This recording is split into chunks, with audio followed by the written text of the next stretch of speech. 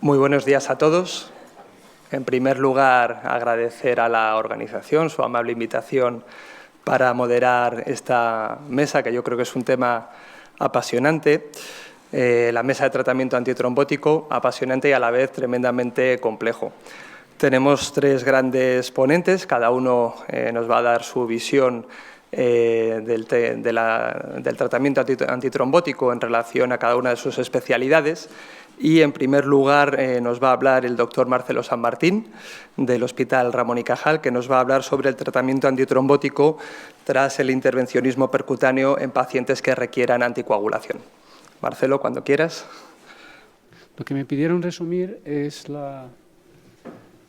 las estrategias que se utilizan después de un intervencionismo percutáneo, después de un síndrome coronario agudo en pacientes que tienen indicación de anticoagulación.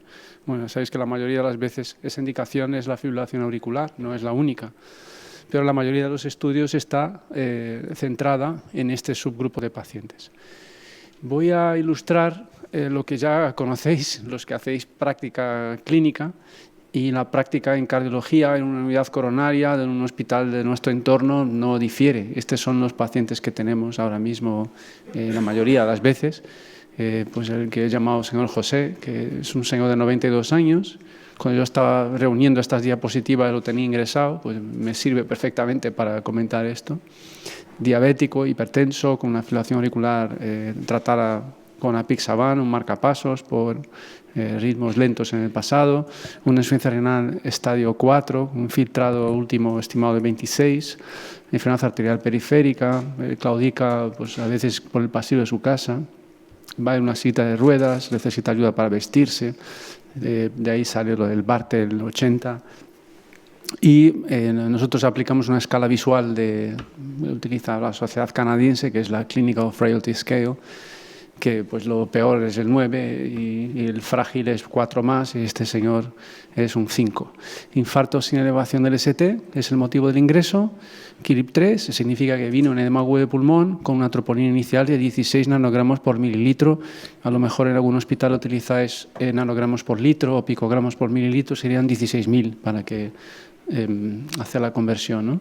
En el eco inicial la FEBI está conservada, tiene una hipertrofia del VI y una dilatación vía auricular, y este es su electro, que tiene ahí pues ritmo de marcapasos. Parece que está en FA al inicio, pero luego ya se identifican mejor unas P's en el final del trazado, si lo veis aquí.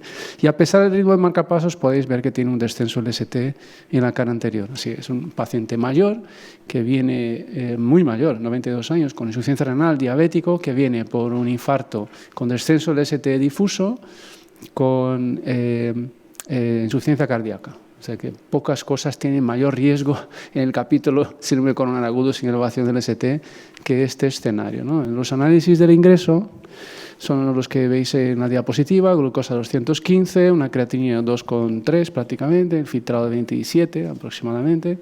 Está el MRD-RD, no sé, a estas edades es difícil meter pacientes en fórmulas, pero bueno, es la fórmula que sale. Tiene una troponina de 36, que que sería de la 36 inicial, es dentro del rango de la normalidad. Y un BNP de 184, hemoglobina de 11. ¿Okay? Todos estos datos son importantes para la clasificación de riesgo de nuestros pacientes. Y yo voy a dividir esta presentación en estos tres grupos de preguntas, ¿no? Que con respecto al tratamiento antitrombótico, lógicamente hay mucho más que el tratamiento antitrombótico, pero con respecto al tratamiento antitrombótico de un síndrome coronario agudo, de un paciente anticoagulado y que tiene indicación de continuar anticoagulado, ¿cómo lo tratamos al ingreso en un síndrome coronario agudo? ¿Cómo lo tratamos al alta? ¿Y cómo lo manejamos a largo plazo, o sea, después de un año? Inicialmente tenemos que tener en cuenta siempre, y eso a través de escalas ya validadas o mentalmente, confieso que la mayoría de los cardiólogos lo hacemos mentalmente, no te vas a una calculadora de riesgo, pues ya lo sabes. El riesgo hemorrágico y el riesgo isquémico o el riesgo trombótico. El alto riesgo hemorrágico viene muy bien definido por una serie de características que podéis ver en la diapositiva por la Academia Research Consortium.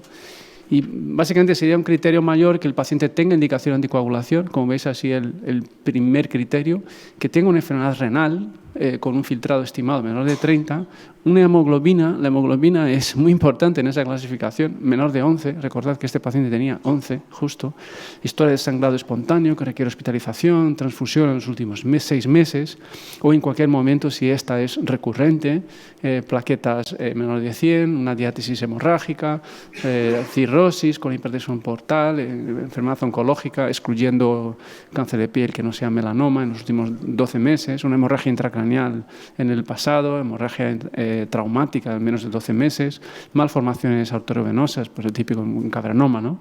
Ictus isquémico moderado grave en los últimos 6 meses, una cirugía mayor que no se pueda diferir estando el paciente con doble antiagregación y cirugía de traumatismo mayor reciente pues en el último mes antes de la angioplastia, antes del síndrome coronario agudo, ¿no? Como criterios menores, simplemente la edad, solo la edad, una enfermedad renal crónica pues que no sea menor de 30 el filtrado, una hemoglobina entre 11 y 12,9 en varones y 11,9 en mujeres, sangrado espontáneo que requiere ingreso, transfusión en los últimos 12 meses o necesidad de uso prolongado de antiinflamatorios no esteroideos o corticoides. O también cualquier ictus isquémico en el pasado, ¿no? Nuestro paciente evidentemente tiene un muy alto riesgo hemorrágico. Repito que hay clasificaciones, Crusade, Precise, DAP, hay cosas como más complejas, pero yo prefiero que pasar el mensaje de que estas son las variables que alimentan esas calculadoras de riesgo hemorrágico.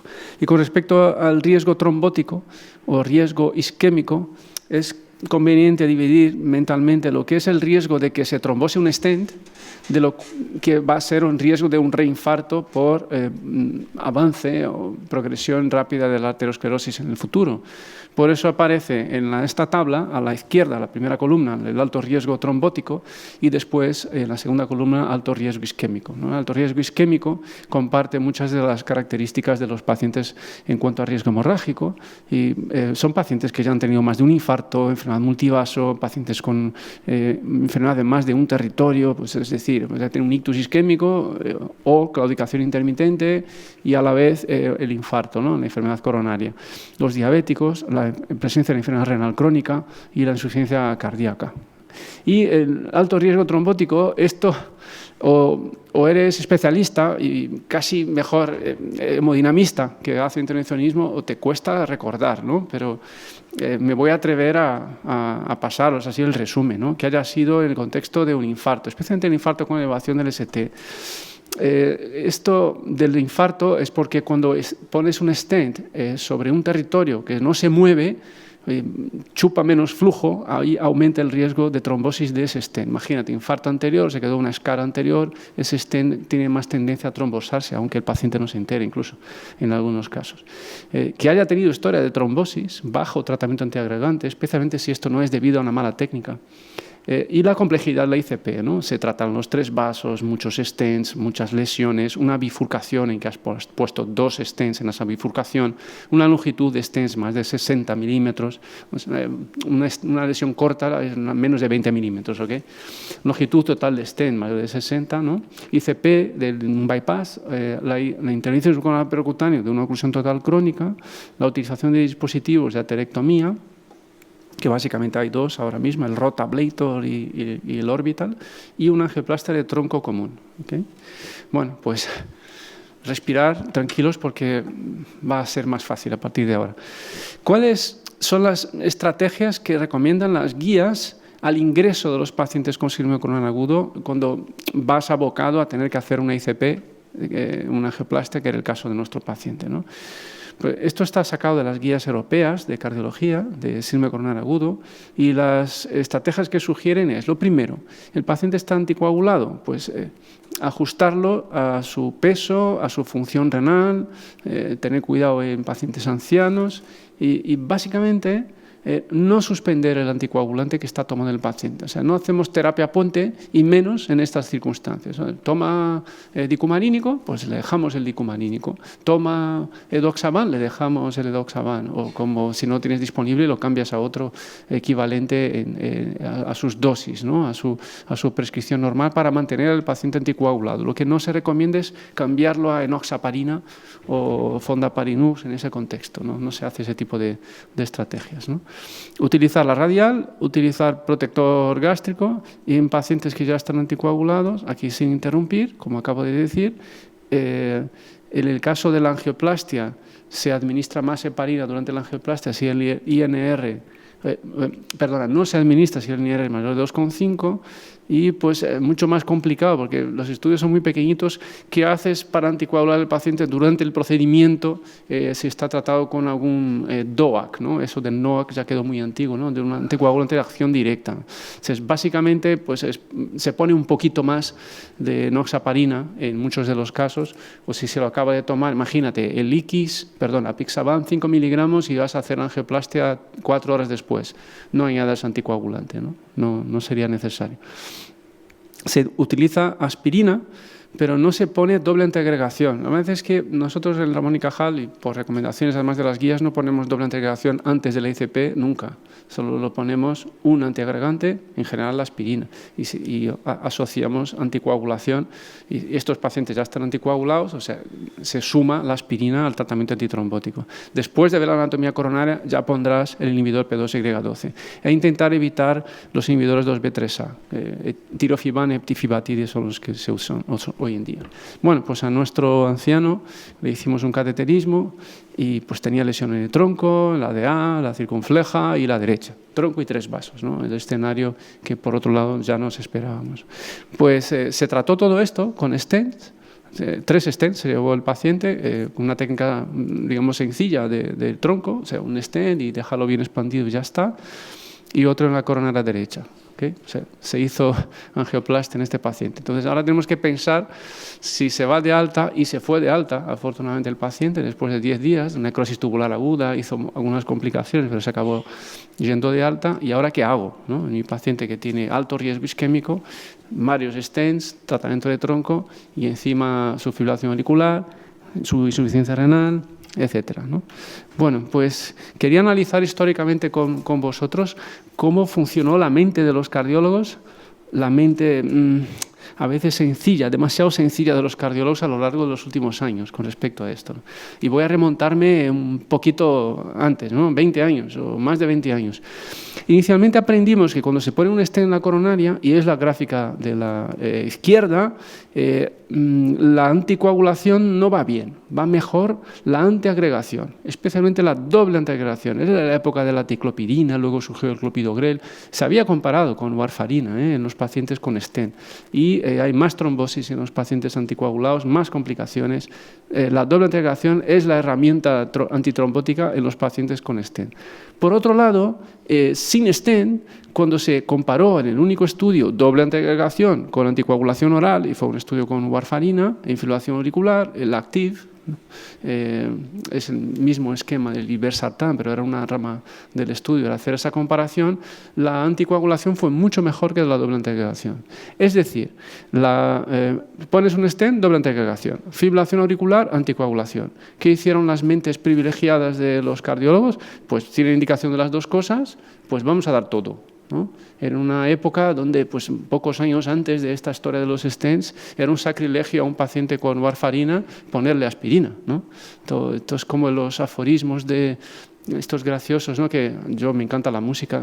Stevie Wonder es Dios, Stevie Wonder es ciego, pues entonces Dios es ciego.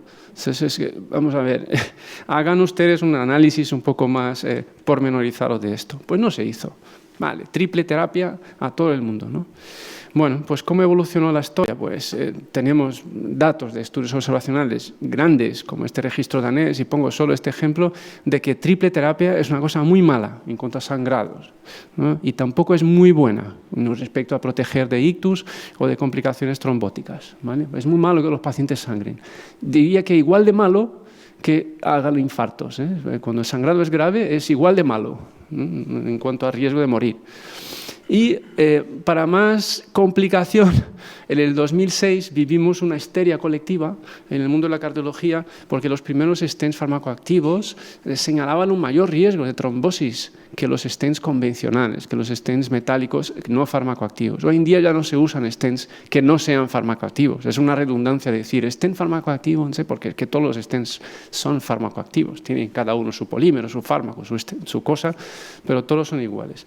Bueno, pues es lo que faltaba, ¿no? Entonces, no se puede dejar a los pacientes sin doble antiagregación porque se van a morir y tal. Bueno, pero también en los años 90 aprendimos una cosa, que mucho de lo que ocurre en trombosis de stents no es culpa del stent, no es por tener una plataforma metálica, es que está mal puesto. Mira, este editorial muy famoso, que ¿quién es el trombogénico, el stent o el doctor que lo puso, ¿no? Entonces aprendimos que cuando hacemos más, guiamos más el procedimiento por técnicas de imagen intracoronaria, la evolución es muy buena, es mucho mejor por lo menos que si hacemos sin técnicas de imagen, porque dejamos mejor expandidos, mejor adosados a la pared los stents, ¿vale? Entonces, esto es claro. Entonces, después de este viaje largo, desde el conocimiento que la técnica influye mucho, pasando por nuevas fórmulas para evitar la restenosis y mejores stents, no estamos en la misma época. Os pongo solo un ejemplo. Podría tener 5 ejemplos parecidos a esto, ¿vale? Pero voy a poner solo uno de una comparación con un stent farmacoactivo, que es la línea azul, con el stent no farmacoactivo, es la misma plataforma sin el fármaco, ¿vale? Que es el stent Gazelle, el stent BioFreedom del estudio Leaders Free. Es el mismo estudio que patrocinó el Global Leaders para mis compañeros cardiólogos. Pues se trombosan menos los stents farmacoactivos que la misma plataforma no farmacoactiva. De alguna manera es incluso más biocompatible que solo el metal. O sea que se acabó el miedo por ser stent farmacoactivo que se va a trombosar más. Ya estamos casi 10 años después del final de este miedo, pero me pareció oportuno traer a colación esto. Con este escenario histórico nos vamos a los estudios. Y los primeros que han hecho un estudio, digamos, decentillo, porque es que son solo 300 y pico pacientes, fueron los holandeses y belgas que diseñaron el WOEST. Es una palabra que, por lo visto, en su idioma significa ira o algo así, debe ser graciosillo este acrónimo para ellos, que era una comparación entre triple terapia, es decir, aspirina, clopidogrel y sintrón, bueno, en este caso es fenflucumón, o sea, un dicumanínico, y la comparación con la aspirina y clopidogrel solo. Entonces, fijaros que el endpoint primario era un endpoint de seguridad, de sangrado, y fue mucho peor el grupo de tratamiento triple, ¿no? A partir de ahora, por favor, cuando yo diga tratamiento triple, recordad que es un anticoagulante y aspirina y en general clopidogrel, aspirina y un inhibidor P2Y12. Cuando yo diga doble terapia, es que se ha quitado la aspirina, es el inhibidor P2Y12 con el anticoagulante. ¿Y por qué la aspirina? Bueno, pues porque veíamos en la práctica clínica que la mayoría de las trombosis de stent ocurrían cuando el paciente dejaba de tomar la aspirina, no ocurrían cuando dejaba de tomar el clopidogrel, con lo cual se quedó la sensación clínica que, oye, esto protege más, a pesar de que hay resistencia a clopidogrel, especialmente en población asiática, que la aspirina. Entonces, si tengo que elegir uno, voy a elegir el clopidogrel. Bueno, pues en cuanto a endpoint secundario, que es la combinación de muerte, infarto, TVR, Target Vessel Revascularization, ¿okay? Ictus y trombosis de stent, también era mejor doble terapia. Extraño, ¿no? O sea, que si está licuada la sangre del paciente y encima se infarta menos. Sí, porque la mayoría de estos acontecimientos ocurre después de suspender el tratamiento antitrombótico porque el paciente ha tenido una hemorragia grave. O sea, que hay que tener en cuenta que ocurren estas cosas, y esto se ha repetido en numerosos estudios, ¿no? A partir de ahí se han hecho estudios no con warfarina, patrocinados por la industria, con los anticoagulantes de acción directa. Entonces tenemos en secuencia histórica el del Rivaroxaban, Pioneer, el del Dabigatran, el Redual, el del Apixaban, el Augustus, y el del Edoxaban, el Entrest. Yo no quiero aburriros con datos, la tabla es muy densa, por favor, no hace falta entrar ahí en detalle, simplemente os diría que en el caso del Rivaroxaban se probaron 2 estrategias, Riva 15 o 10, el filtrado del Amaro, versus una cosa de tipo estudio COMPAS, Riva 2,5 cada 12 horas, que esa rama no aportó ventajas. En el caso del Redual fueron las 2 dosis de abigatran, el estilo ensayo Relay, 150 o 110, a no ser población japonesa, población mayor en Europa, etc. En el Augustus es el único estudio que hizo una comparación factorial. Primero voy a comparar los anticoagulantes y luego voy a comparar si doy o no aspirina. Con lo cual tenemos datos de la anticoagulante de acción directa, en este caso la apixaban, en triple terapia. Es el único que tiene una comparación de triple terapia con la anticoagulante de acción directa con el dicumarínico. Y el entra es edoxaban en las dosis habituales utilizadas para la fibrilación auricular. El conjunto de los datos de este estudio sugiere superioridad en seguridad, más seguridad en el caso de la doble terapia con un anticoagulante de acción directa comparado con la triple terapia basada en warfarina, ¿no? Hay menos sangrados letales, hay numéricamente por lo menos menos sangrados clínicamente relevantes, sin un detrimento de la eficacia en cuanto a mortalidad, muerte cardiovascular, digamos el típico SMACE, la combinación de estos endpoints, el ictus, el infarto de miocardio y la trombosis del stent. En cuanto al infarto de miocardio y la trombosis del stent, se habló mucho de esto, creo que en exceso, porque numéricamente, al menos, y en este metaanálisis, pues roza y el significado, o sea, mira, hay 1% de trombosis de stent con doble terapia versus 0,6% de trombosis de stent con triple terapia. Os voy a decir una conclusión a lo que en vuestras cabezas ya habíais llegado. Si nosotros anticoagulamos, licuamos más la sangre de los pacientes, los stents se trombosan menos. Tengo ganas de aplaudir, tampoco es muy brillante pensar que esto vaya a ocurrir, ¿no? Es verdad, pero numéricamente son mucho menos importantes. Eso puede pasar, pero mucho menos importante lo que es que el paciente reingrese por un sangrado importante, que necesite transfusiones, necesite una cirugía, necesite interrumpir el tratamiento antiagregante con el riesgo que esto conlleva, lo metes en insuficiencia cardíaca, sepsis, fracaso renal, bueno, ya sabéis a qué me refiero, ¿no? Con lo cual, esto no es realmente clínicamente relevante. A partir de ahí se ha configurado las digamos, nuevas guías de práctica clínica con este conocimiento, ¿no? Que proponen una interrupción prematura en menos de una semana de la aspirina, que estaba en el diseño de estos ensayos. Siempre se hace la angioplastia y se deja el paciente con triple terapia, por lo menos 72 horas.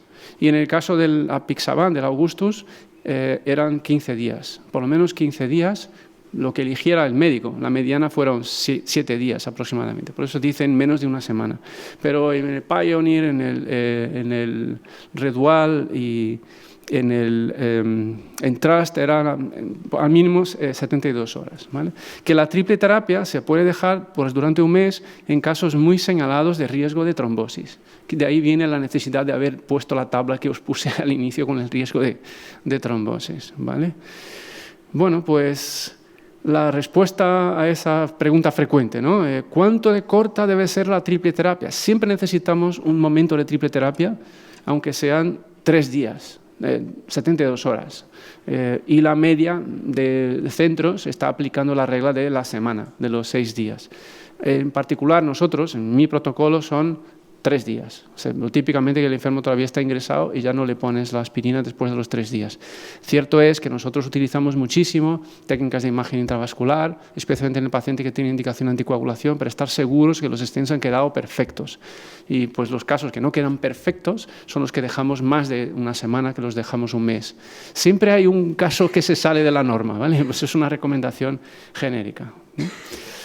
Bueno, este paciente solo me queda decir, bueno, ¿cómo lo tratamos al alta? Con clopidogrel y con apixaban. Se fue de alta con un filtrado en torno a 25-26 y prefiero que siga con apixaban a dosis de 2,5 cada 12 horas que añadirle warfarina, que creo que es una contraindicación relativa a el tener un stent y utilizar anticoagulantes ya dicumarínicos, ¿no? Antivitamina K.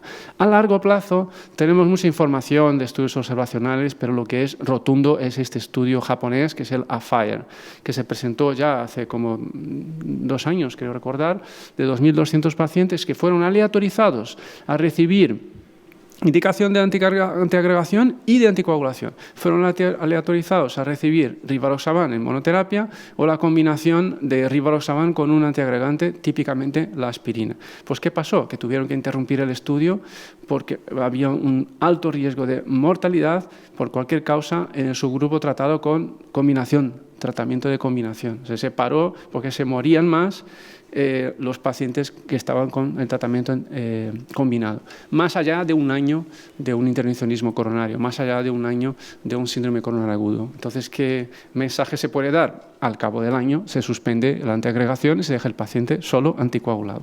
Voy a intentar resumir todo esto, ¿vale?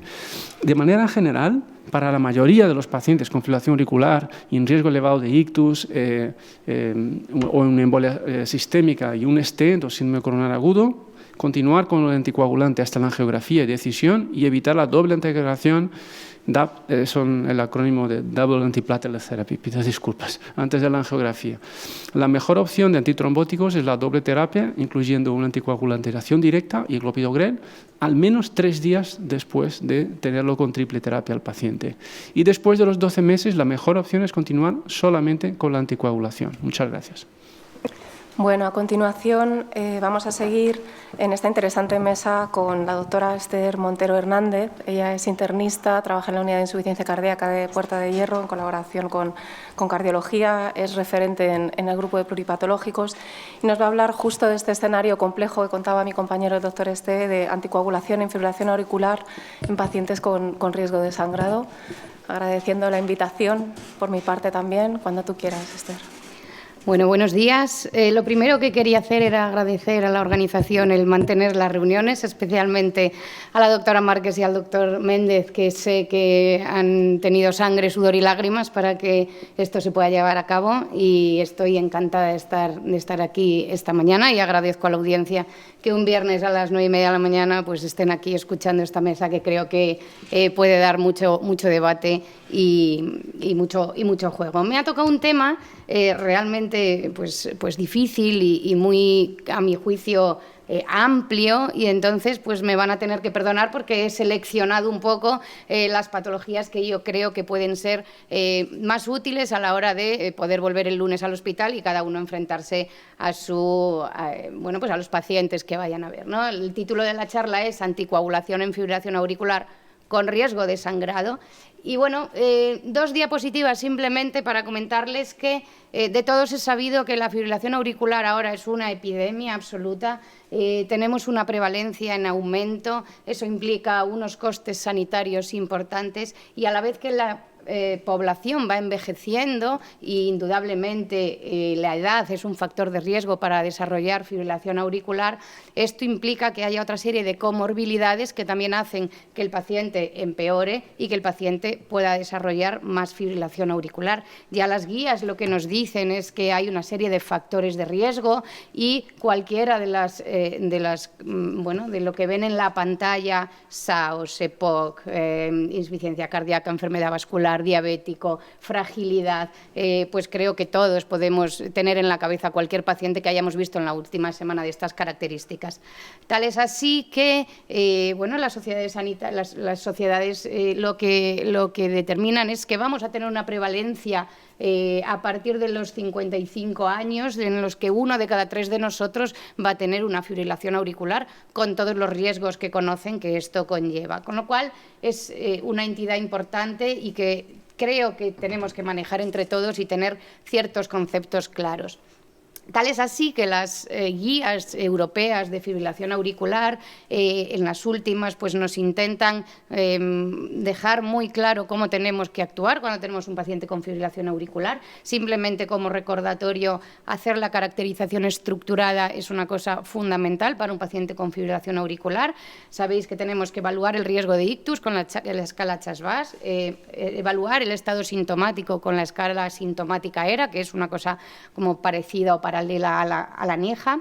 La carga de la fibrilación auricular no va a ser lo mismo una fibrilación auricular paroxística que persistente. Y luego la evaluación del sustrato mediante el estudio de imagen, donde vamos a ver cómo está la aurícula y toda esa serie de cosas. Los objetivos de esta caracterización estructurada es intentar optimizar la evaluación del enfermo, que en todos los sitios se haga lo mismo y plantear unas decisiones que para todos los pacientes por lo menos sean similares. La otra cosa importante que lanzan las guías, las últimas guías, es la atención integral de la fibrilación auricular, es lo que llaman el ABC, siendo A la anticoagulación, prevención de ictus, la B el buen control de los síntomas y la C el control de las comorbilidades. Esta estrategia, la atención integral comparada con la atención estándar, en lo que bueno, pues cada uno hacía un poco las cosas más a su manera y sin ser tan estrictos o tan estructurados, lo que ha demostrado es menor riesgo de muerte, menor riesgo de evento MACE, menor tasa de evento cardiovascular y menores costes. Con lo cual, tened en la cabeza que deberíamos hacer las cosas razonablemente estructuradas y de la misma manera independientemente de donde se vea el enfermo. Las guías nos dan las armas para establecer esta secuencia, ¿no? Y no me voy a parar porque de todos es conocida la escala Chas-Bas, que es la base un poco en la que establecemos nuestra indicación para empezar la anticoagulación en el paciente con fibrilación auricular. Y a la vez tenemos la escala Hash-Bled, que es una escala que nos va a medir un poco el riesgo hemorrágico. Aquí estamos en una balanza, en un equilibrio bastante inestable, donde tenemos que medir si el paciente va a tener o no riesgo de sangrado, como también ha quedado claro en la charla anterior. Una de las principales cosas, además de calcular las dos escalas, que es una cosa sencilla porque es ver qué es lo que tiene el paciente y cuántos puntos tiene, es saber que hay factores modificables y potencialmente modificables, fundamentalmente para minimizar el riesgo de sangrado en el paciente al que vamos a empezar la anticoagulación. Pero el primer mensaje que quiero lanzaros es que una puntuación alta del riesgo hemorrágico no es de ninguna manera una contraindicación absoluta para la anticoagulación oral. Podemos mejorar una serie de parámetros para intentar darle al enfermo el mejor tratamiento que consideremos. El antecedente de caídas, habéis visto que no aparece en ninguna escala, no es un factor predictor independiente de riesgo hemorrágico, ¿vale? Y lo que es muy importante es que el riesgo hemorrágico es un riesgo dinámico. No podemos tener a un paciente, diagnosticarle de fibrilación auricular, calcular su riesgo hemorrágico y aquí paz y después gloria. Cada vez que le vemos tendremos que ver si hay alguna cosa que se ha modificado o no, de tal manera que tengamos que modificar. No voy a decir nada de los anticoagulantes de acción directa. Mi charla va a estar prácticamente el 95%, evidentemente, basada en los anticoagulantes de acción directa, por lo que todos conocéis, indicación 1A, y todas las beneficencias que han demostrado desde su salida al mercado, con toda la disminución de eventos, de hemorragias intracraneales, pero sabéis que un poco el filón o el punto donde tenemos quizás que tener un poco más de cuidado es en el aumento que se demostró de las hemorragias digestivas. De farmacocinética solo quiero dejaros y que tengáis en mente una cosa. Todos los anticoagulantes de acción directa se metabolizan por la vía de la glicoproteína y Apixa y Rivaroxaban por la vía del citocromo P450. ¿Y esto por qué es importante? Porque fármacos que inhiben estas dos vías lo que van a hacer es aumentar el riesgo de sangrado y son más fármacos que utilizan estas vías de los que habitualmente pensamos y tenéis que tener en algún sitio guardada alguna tabla donde sepáis que hay determinados fármacos que nos van a aumentar el riesgo de sangrado simplemente por interacciones. ¿De acuerdo?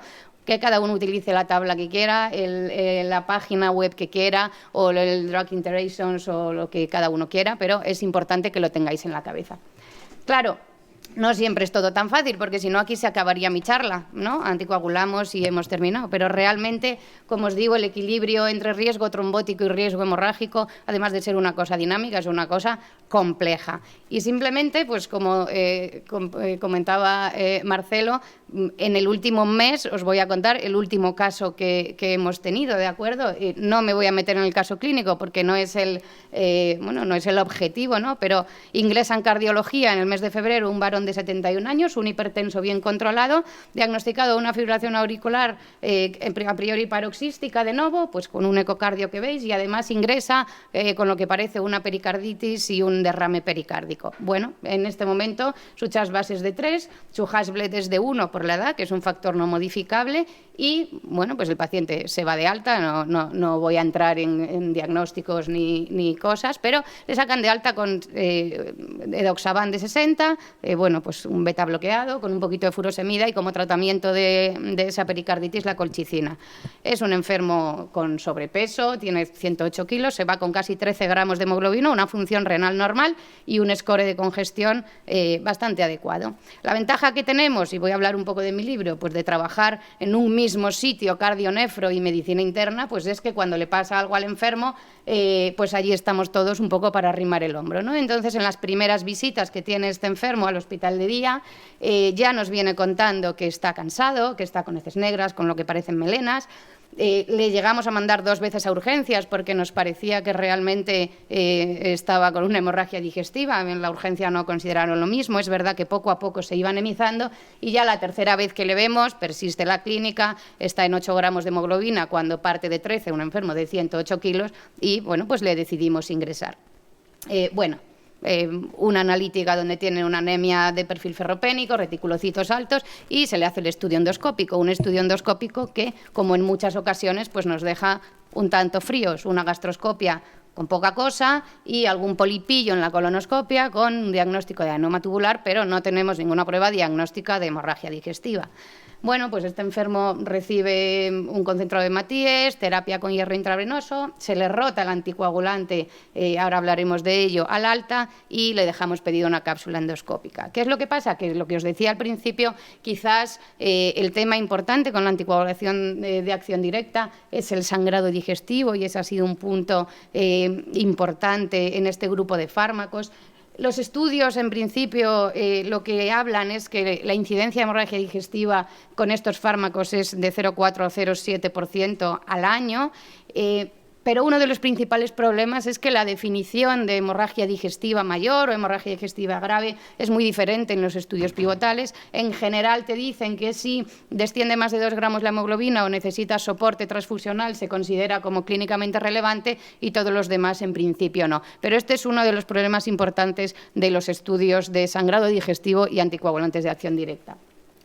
Con vistas a esto, bueno, pues se empiezan a hacer metaanálisis, se meten en la misma cazuela todos los estudios que intentan ver cuánta hemorragia digestiva producen los anticoagulantes de acción directa versus la terapia convencional, entendida como heparina y antivitamina K.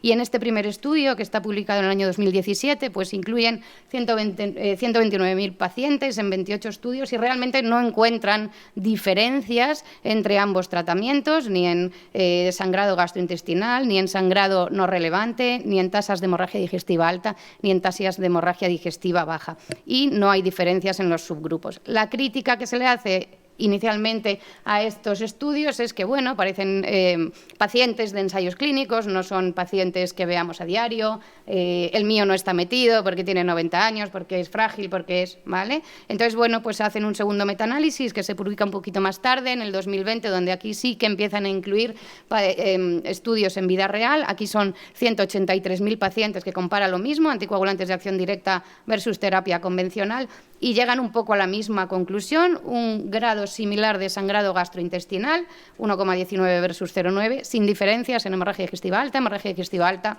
baja, ni diferencias entre los distintos subgrupos. Bien, como estos pacientes, pues algunos dicen que no son los nuestros, pues vamos a ver qué es lo que pasa en un metaanálisis de estudios observacionales, que son un poco, bueno, pues los que les hemos ido poniendo los anticoagulantes de acción directa y ver lo que le pasa. Aquí hay un metaanálisis donde se meten todos los estudios retrospectivos interesantes en mayores de 75 años, ¿de acuerdo? Que esta ya quizás es una población que estamos más acostumbrados a ver por lo que está pasando con la evolución de la humanidad, y lo que ven es que no hay diferencias en el grado de sangrado digestivo mayor, pero sí que ven un riesgo mayor de sangrado del 46% en estos pacientes mayores de 75 años a los que le unimos algún factor de riesgo que pueda favorecer ese sangrado. Hablan de bajo peso, enfermedad renal y tratamiento concomitante con antiagregantes, que creo que ha quedado ya ampliamente explicado en la ponencia anterior. Bien, algunos dicen estos son estudios observacionales, la calidad de los datos es la que es y tampoco podemos sacar mucha conclusión de ello. Y, bueno, recurrimos entonces a dos registros en vida real. Sabéis que hay uno con rivaroxaban y otro con dabigatran, el Santus y el Gloria, y aquí estiman que su tasa en estos registros de sangrado digestivo son de 0,9 eventos por cada 100 pacientes y año en rivaroxaban y 0,7 en dabigatran. Os recomiendo este artículo. Este artículo lo que hace es analizar los sangrados digestivos, está publicado hace muy poquito y bueno, pues hace un poco un compendio y un resumen, bajo mi punto de vista, muy bueno del riesgo de sangrado digestivo con los tratamientos, con los anticoagulantes de acción directa. Por orden de aparición en el mercado, veis que dabigatran a dosis más altas en la columna de azul oscuro se asocia a mayor riesgo de sangrado digestivo y aquí, aunque no está reflejado en estas columnas, hacen un subanálisis en función de los años. Sí que ven que en mayores de 75 años la tasa de sangrado es mayor claramente con ambas dosis de dabigatran versus antivitamina K, pero en menores de 75 años es prácticamente similar, ¿de acuerdo? Y no hay diferencias entre las dos dosis de dabigatran y los antivitamina K.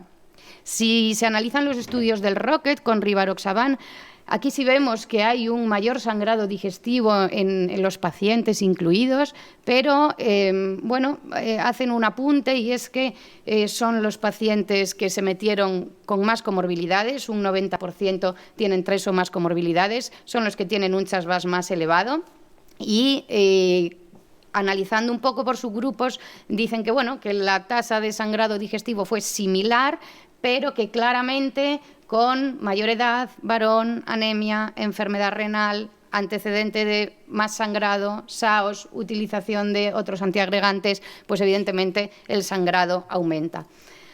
Apixaban fue el que tuvo un poco mejor perfil, la tasa de sangrado es incluso un poquito menor que con antivitamina K y tiene los mismos factores favorecedores que rivaroxaban, además de ser diabético y el uso concomitante con antiinflamatorios no esteroideos. Y por último, rivaroxaban y riesgo de hemorragia digestiva, de sangrado gastrointestinal, con dosis más altas el riesgo es mayor, pero con edoxaban de 30 se vio que la dosis o la posibilidad de sangrado era menor. Y los mismos factores de riesgo que hay que tener en cuenta. Con lo cual, en cuanto a la anticoagulación y el sangrado digestivo, pues bueno, lo que tenemos que hacer, si el paciente lo tengo sangrando, se recomienda un estudio endoscópico en las primeras 24 o 48 horas.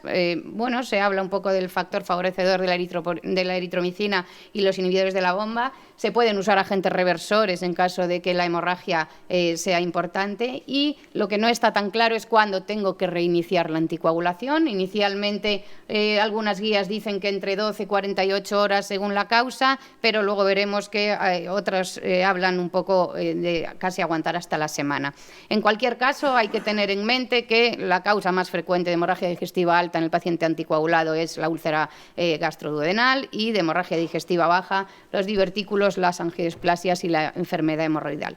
Claro, ¿qué es lo que pasa cuando con gastroscopia y colonoscopia me quedo tal y como estaba? Pues que entramos en un mundo de causas muy importantes, todos esos sangrados a nivel de delgado, fundamentalmente, donde yo creo que las angiodisplasias y las alteraciones vasculares están a la cabeza de las causas, y a la izquierda, evidentemente no os lo voy ni a nombrar, pero simplemente deciros que algo que tiene un algoritmo tan complejo y tantas cajas y tantas cosas es porque probablemente nada es bueno y nada nos lleva a saber por qué está sangrando el enfermo, con lo cual en la situación en la que tenemos a este enfermo que os he presentado, pues no deja de ser un problema porque es complicado llegar a saber por dónde sangra.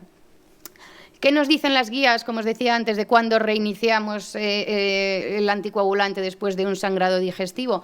Bueno, pues no es muy fácil.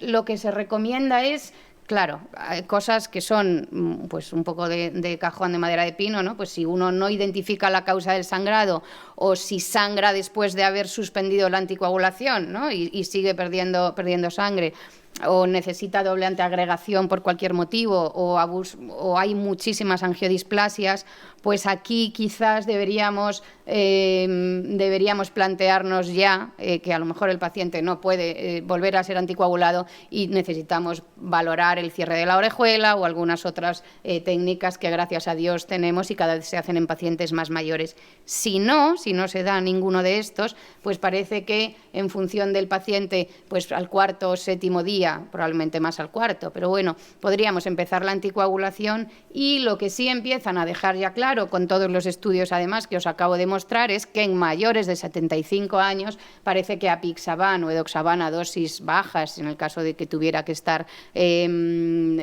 ajustado por el motivo que fuera, son las mejores opciones en estos pacientes. Por lo tanto, hay que poner la lupa en estos enfermos mayores de 75 años con enfermedad hepática o enfermedad renal, con una tensión mal controlada, con una anemia previa, ojo con el bajo peso o que necesitan tratamiento antiagregante concomitante y pues toda esa lista de inductores de la vía de la glucoproteína o del citocromo P450. Os pongo amiodarona pues porque muchos están con amiodarona y a lo mejor lo tenemos que tener ahí, pero otra serie de fármacos que aumentan el riesgo de sangrado. Y como os decía al principio, el riesgo de sangrado es dinámico, no podemos decir este es su riesgo y yo no lo vuelvo a reevaluar, ¿no? Con lo cual hay que prestar atención a estos cambios en el perfil, en el riesgo hemorrágico del paciente, porque eso es lo que tiene más capacidad de predicción de hemorragias, sobre todo en los 3 primeros meses. ¿De acuerdo? Solo os voy a poner de este estudio las gráficas tan llamativas en los mayores de 75 años. Su tasa de hemorragia gastrointestinal es importante y aquí tenéis los datos de los 4 pivotales y, como veis, el más neutro para estos pacientes mayores de 75 años y con mucha pluripatología probablemente es el apixaban. Bien. En otro orden de problemas, pues podemos tener pacientes que tenemos que anticoagular y los tenemos de base con algún trastorno hematológico y esto tampoco es una cosa fácil porque acabamos de decir que el riesgo de anemia o el partir de una hemoglobina más baja va a aumentar el riesgo de hemorragia. No nos dicen mucho las guías en cuanto a la anemia y la trombopenia, nos dicen cosas que para mi gusto son como bastante obvias. La anemia es un predictor independiente de sangrado mayor y se asocia con mayores tasas de hemorragia y peor control sobre todo en antivitamina K. No te dicen una cifra establecida a partir de la cual puedes o no puedes poner el anticoagulante y esto es una cosa de evaluar al paciente de manera global, ¿no? Lo que sí sabemos un poco es que, o si se mojan un poco más, es en el número de plaquetas, ¿no? Independientemente de que hay que ver, además del número de plaquetas, la funcionalidad de las mismas cuando tenemos esa trombopenia. Sí que parece que con menos de 20.000 plaquetas, ojo y intenten uno no anticoagular. Entre 20 y 50.000 hay que medirlo muy mucho y de más de 50.000, además de ir evaluándolos poco a poco, parece que hay un poco más de seguridad. Lo que sí, como en todo, es necesario un abordaje individual de cada paciente. Simplemente les pongo aquí un estudio que me ha parecido interesante, que lo que hacen es analizar los pacientes que se empezaron a anticoagular en barras azules con hemoglobina de más de 10 y más de 100.000 plaquetas, en las barras verdes con hemoglobina de menos de 10 o plaquetas menos de 100.000 y en rojo ambas, hemoglobina menos de 10 y plaquetas menos de 100.000. Y como ven, y si no lo ven se lo digo, tercera y quinta columna, que son el riesgo hemorrágico y el objetivo global, pues evidentemente es peor cuanto menos hemoglobina y menos plaquetas tenemos. De anticoagulación y enfermedad renal crónica, que es otro grupo de enfermos que van a sangrar bastante, voy a hablar nada, primero porque no voy bien de tiempo y segundo porque la siguiente charla es solo de enfermedad renal crónica, pero simplemente que sepan que fibrilación auricular, enfermedad renal crónica e ictus están absolutamente conectados y son un grupo especial de pacientes donde tienen factores de riesgo completamente conjuntos y tenemos que tener una especial atención. No voy a decir nada de cómo se ajustan los anticoagulantes. Y sí que voy a pasar al problema del ictus, sobre todo el ictus hemorrágico, evidentemente.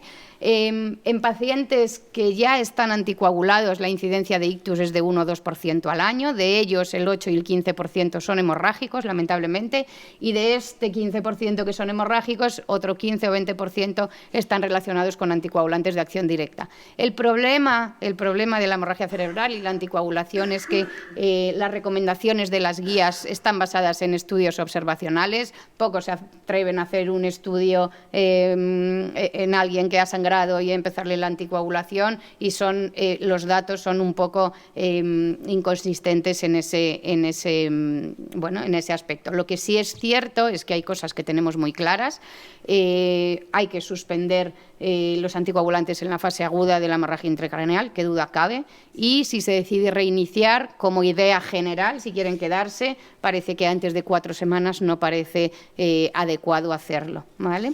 El riesgo de tener una hemorragia intracraneal después de haber tenido una primera se estima entre el 2 y el 4% al año. Y simplemente que sepan que la hemorragia lobar tiene un mayor riesgo de recurrencia, y de hecho se desaconseja el inicio de anticoagulación en esta localización de hemorragia, y si es profunda pues hay que ver el riesgo-beneficio. Y hay una serie de factores que van a favorecer el que uno pueda tener un sangrado recurrente, simplemente la presencia de microhemorragias en resonancia, angiopatía amiloide y lo de siempre, tensión arterial mal controlada, leucariosis, edad avanzada, paciente frágil, concomitancia de tratamientos antiagregantes. Todos esos van a hacer que el que ha tenido una hemorragia pueda volver a tener una segunda. Las guías nos dan una idea somera de qué es lo que se puede hacer después de haber tenido un ictus en un paciente anticoagulado, y aunque creo que no se ve demasiado bien, simplemente en la parte izquierda es el ictus que no se transforma en hemorrágico, con estos 5 cuadraditos azules, que en función de cuánto es la gravedad del síntoma neurológico, de la focalidad que tenga el enfermo, en la línea de abajo veis cómo desde 1 día hasta 28 días te hacen una recomendación de cuándo puedes empezar a anticoagular. A la derecha de todo el ictus hemorrágico veis que por lo menos a partir de 28 días es cuando hay que empezar a plantearse volver a anticoagular. En este sentido, no tenemos muchos estudios que nos digan qué es lo que tenemos que hacer. Ahora mismo en marcha sí que es cierto que hay varios, pero os pongo simplemente algunos recientes. Este primero lo que compara es, después de una hemorragia intracraneal, reiniciar anticoagulación versus no reiniciar. ¿De acuerdo? Y lo que dice es que el reinicio de la anticoagulación no se asocia con mayor recurrencia de hemorragia intracraneal, y se asocia a menor mortalidad. No se ven bien los números, pero es la última línea de la tabla que les pongo a la derecha, pero no hubo diferencias en el riesgo de ictus, el riesgo de tromboembolismo entre ambos grupos. Con lo cual, este estudio, bueno, pues parece que el reinicio versus no reiniciar, pues favorece a intentar reiniciar. Este es otro estudio también de una publicación muy reciente, donde lo que intenta comparar es, una vez que hemos decidido reiniciar, reinicio precoz versus reinicio tardío. Son 2 grupos y anticoagulan en las primeras, menor de 4 días versus mayor de 4 días, con objetivos de recurrencia de ictus, recurrencia de la hemorragia o mortalidad, y parece que el inicio precoz es no inferior al inicio tardío. Y este estudio hace lo mismo comparando antivitamina K y anticoagulantes de acción directa, y es mejor empezar con anticoagulantes de acción directa. Luego parece que y reiniciar anticoagulación, intentar con anticoagulantes de acción directa y de manera precoz. En hemorragia subaracnoidea y subdural no hay mucha evidencia, y simplemente voy a decir 2 palabras de la fragilidad, que es una de las cosas que vemos de forma muy habitual. Antes de empezar a anticoagular hay que tener una serie de factores en cuenta de los pacientes frágiles, comorbilidades, función renal, riesgo de caídas, deterioro cognitivo, la dosis que necesita. Este es un estudio que se hizo en nuestra sociedad, aunque es un poco antiguo, pero se ve que en los pacientes ancianos el 40% no están anticoagulados, con indicación de estarlo.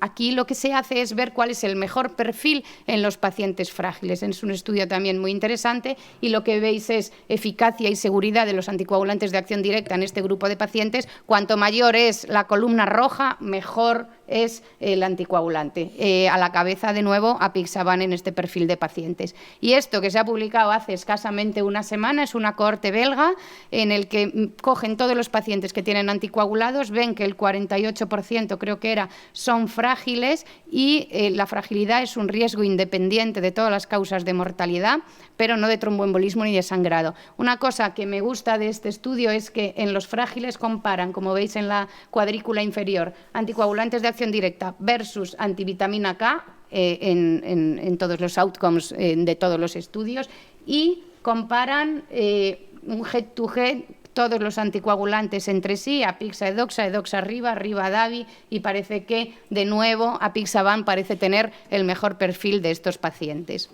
En cuanto a las caídas, no es ninguna contraindicación y simplemente, esta es ya casi la penúltima diapositiva, hay que ver cuál es el perfil del paciente, hay que saber qué necesidad tiene el paciente de anticoagular y en función de eso buscar. En cualquier caso, sabiendo que la utilidad indiscutible de las escalas está ahí, no podemos quedarnos solo en las escalas, hay que valorar riesgo de sangrado, función renal, valorar el reinicio después de una hemorragia intracraneal y saber que el paciente tiene muchas cosas, para eso estamos todos, para ayudarnos entre todos, intentar favorecer al paciente de las características que tengamos.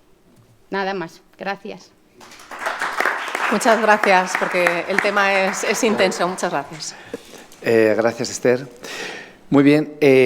Bueno, en primer lugar, quiero agradecer a los organizadores por su labor en formar esta reunión y por participar yo en esta interesante mesa.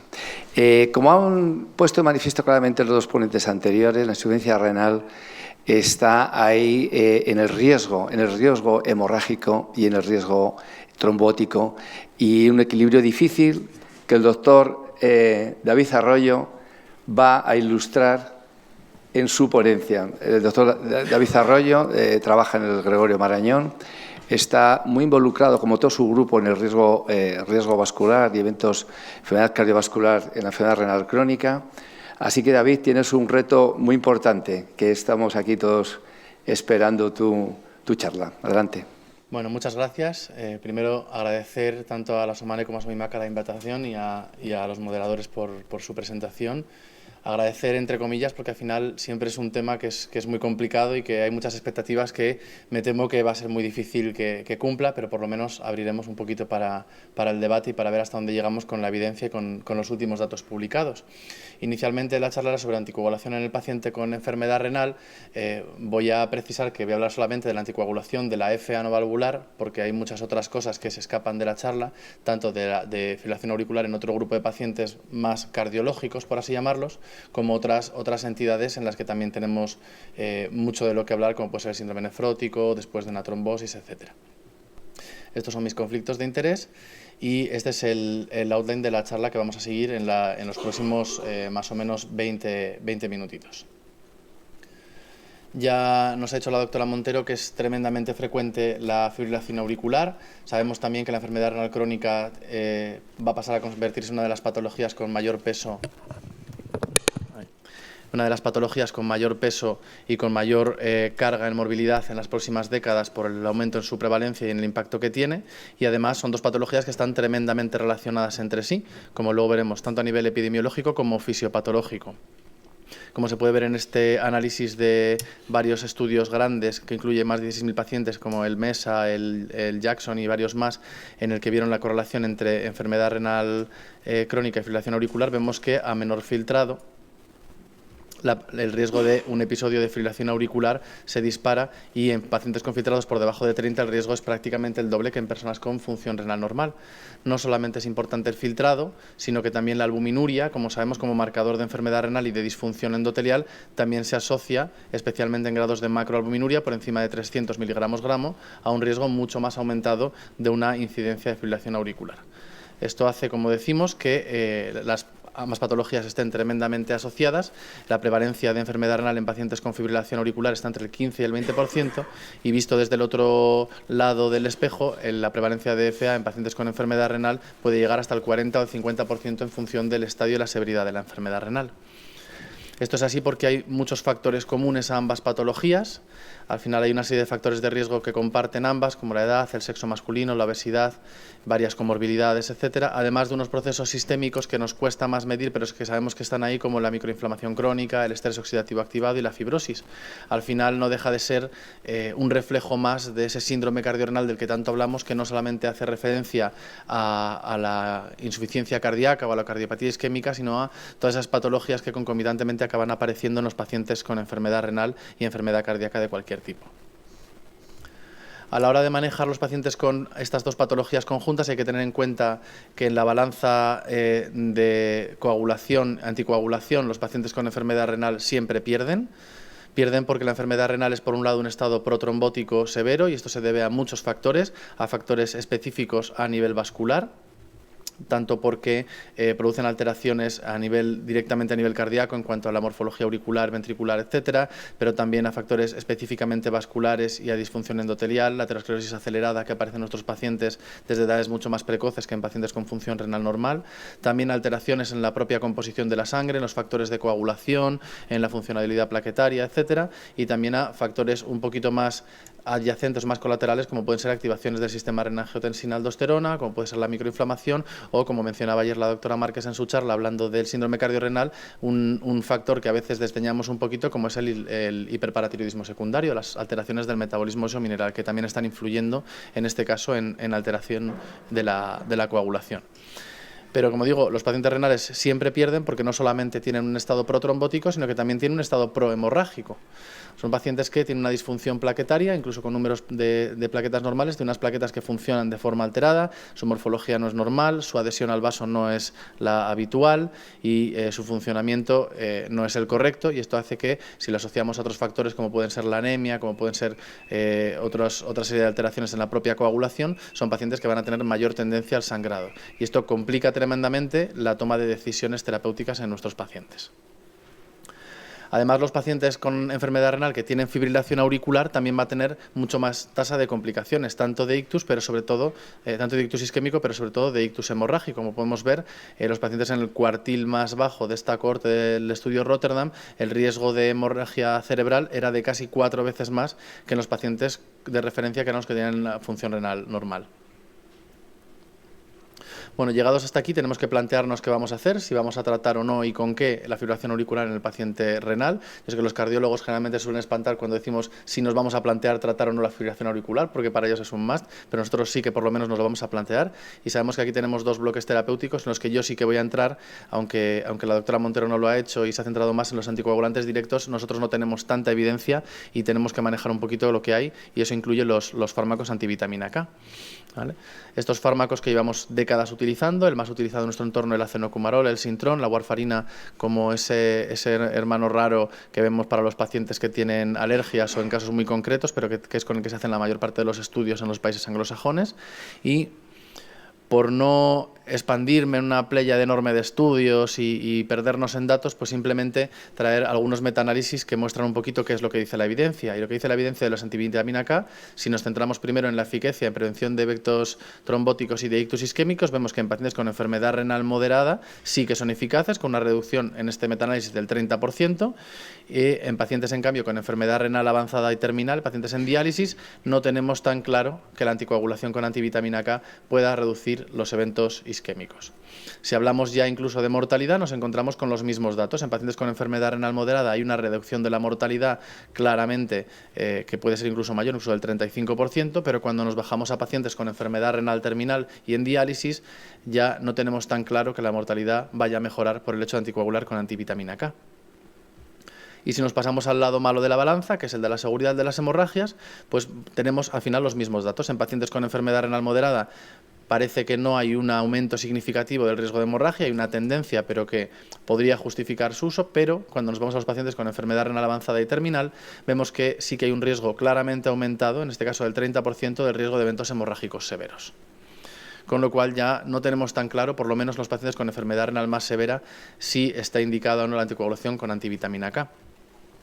¿Por qué la eficacia y la seguridad pueden ser diferentes en esta población de pacientes? Bueno, pues principalmente porque nos cuesta mucho mantenerlos dentro del rango terapéutico, que sabemos que es lo que va a determinar tanto la eficacia como la probabilidad de efectos secundarios. Y hay muchas razones por las que los pacientes con enfermedad renal van a tener una variabilidad muy importante del INR, relacionados con la nutrición, con las restricciones dietéticas que les imponemos, con alteraciones propias de la microbiota. Todo esto va a modificar la absorción intestinal de los antivitamina K, del acenocumarol, pero también porque son pacientes muy polimedicados, son de los pacientes con mayor número de medicaciones dentro de los pacientes crónicos que vamos a encontrar habitualmente. Muchas veces esto va a producir interacciones de las que a veces sobre las que no podemos manejarnos de forma adecuada. También son pacientes que tienen grandes variaciones de volumen, tanto en su estadio prediálisis por la insuficiencia cardíaca, como especialmente los pacientes en hemodiálisis, que tienen variaciones muy rápidas en su estado de volumen, y luego, pues evidentemente, también interferencias del metabolismo hepático. Y que hay diferencias en el IRR y que no podemos manejar adecuadamente el tiempo en rango terapéutico, lo demuestra este estudio en el que vemos como a menor filtrado el tiempo en rango terapéutico por encima del 70% disminuye de en torno del 75%, o si somos un poquito más benévolos, 85% en pacientes con filtrados por encima de 60, hasta solamente un 40% en pacientes con filtrados más bajos, donde podemos ver que hay más de un tercio de los pacientes que tienen el tiempo en rango terapéutico por debajo del 60%. Esto quiere decir que mucho tiempo del que están tratados, o más de la mitad del tiempo del que están tratados, van a tener el INR por encima o por debajo de lo normal, y esto justificaría porque tienen un número más elevado de ictus isquémicos y de fenómenos trombóticos, pero también un mayor número de hemorragias. Tenemos que mencionar también que los antivitamina K además tienen otros efectos negativos en general y especialmente dañinos en nuestra población. Por un lado, las calcificaciones vasculares y valvulares. Recordar que es la principal causa de mortalidad en los pacientes con enfermedad renal, es la cardiopatía isquémica, que estamos favoreciendo con estos fármacos, también la enfermedad arterial periférica. Una entidad infrecuente, pero con una mortalidad altísima, como es la calcifilaxis, la arteriolopatía urémica calcificante, que los que la vivimos en las unidades de diálisis, en algún paciente prediálisis, sabemos que es tremendamente difícil de tratar, muy dolorosa para el paciente y que a menudo acaba con su fallecimiento. Y una entidad que tenemos infradiagnosticada, pero que cada vez vamos identificando más, que es la nefropatía por anticoagulantes, que es un fracaso renal agudo que aparece por cuadros de hematuria que a veces no somos capaces de ver y que tiene un pronóstico muy malo en cuanto a que normalmente no hay una reversibilidad de la disfunción renal. Es decir, que al final son fármacos que, más allá de simplemente las hemorragias, tienen otra serie de efectos negativos que hay que tener en cuenta. El otro grupo de fármacos son los anticoagulantes de acción directa, ya no los llamamos nuevos anticoagulantes. Sabemos que hay dos grupos, los que van contra el 10A y el dabigatran, que va contra la trombina, pero tampoco podemos asumir que por el hecho de que vayan contra el mismo factor o que tengan el mismo mecanismo de acción son fármacos que son equivalentes. Tienen una serie de diferencias que desde el punto de vista de un nefrólogo son tremendamente importantes, porque hablan de su distribución corporal y su afectación en pacientes con enfermedad renal avanzada. Por ejemplo, la unión a proteínas plasmáticas es tremendamente diferente, puede oscilar entre el 35 y el 95% en función de la molécula. También la eliminación renal puede oscilar entre el 25% de la apixaban o el 80% del dabigatran. El volumen de distribución, algo muy interesante para los pacientes en diálisis, también oscila mucho entre los 20 y los 110 litros.